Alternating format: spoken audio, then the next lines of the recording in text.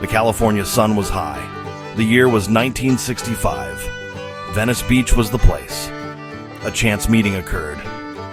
Jim Morrison, the budding poet, Ray Manzarek, the keyboard wizard, both were fresh out of UCLA Film School. They shared a vision. Manzarek heard music in those words. A band. That was the dream. A new kind of band. They needed a name. Morrison, a reader, found inspiration. Aldous Huxley's The Doors of Perception. William Blake's words. The Doors. It sounded right. It felt right. It promised a journey. A trip to the other side. This wasn't just about songs. It was about experience.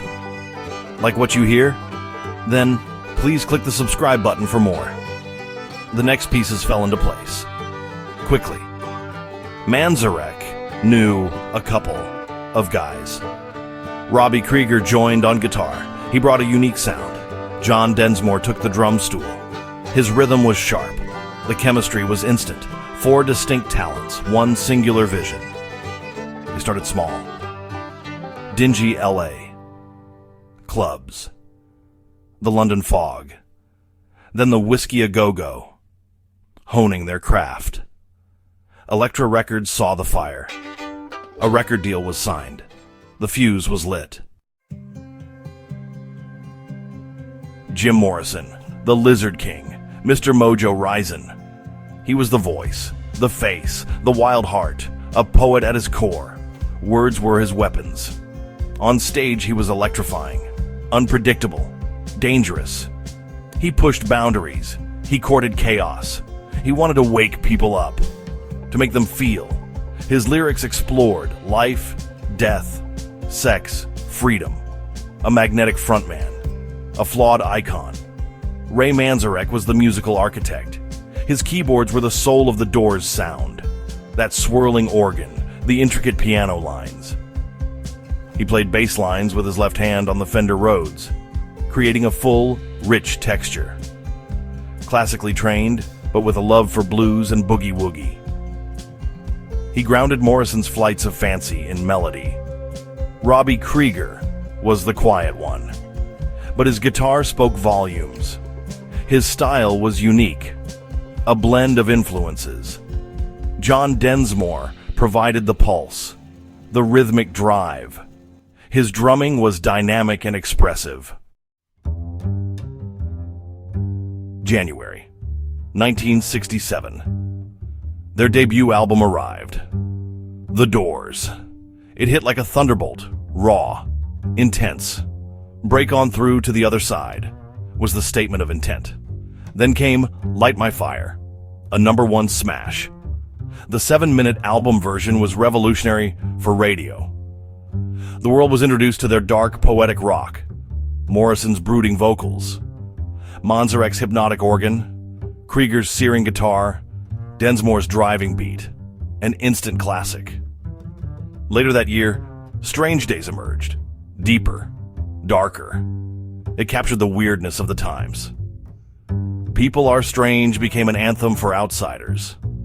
Love Me 2 Times was a bluesy, swaggering hit. Then came Waiting for the Sun in 1968. It yielded another #1. Hello, I Love You, but tensions were rising. Fame was taking its toll. The pressure was immense, especially on Morrison. The Soft Parade, 1969, was a departure, orchestral arrangements. It divided critics and fans. Touch Me was a hit. Morrison's behavior grew erratic.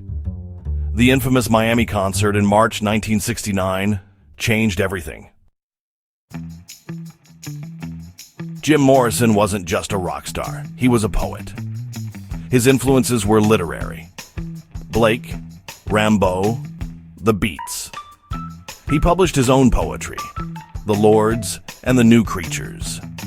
His lyrics were dense with imagery, symbolism. He saw rock and roll as a platform for poetic expression. This literary depth set the Doors apart. Their songs were more than just songs. They were incantations. The Doors' sound was steeped in the blues and jazz. Manzarek's keyboard style owed much to blues pianists. Krieger's guitar work often dripped with bluesy feeling.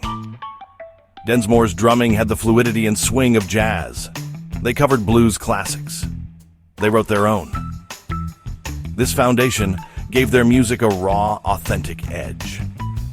It connected them to a deep American musical tradition. Even their most psychedelic explorations had earthy roots. Lesser-known facts add to their mystique. Robbie Krieger, not Morrison, wrote the iconic lyrics to Light My Fire. Densmore famously vetoed using their songs for commercials.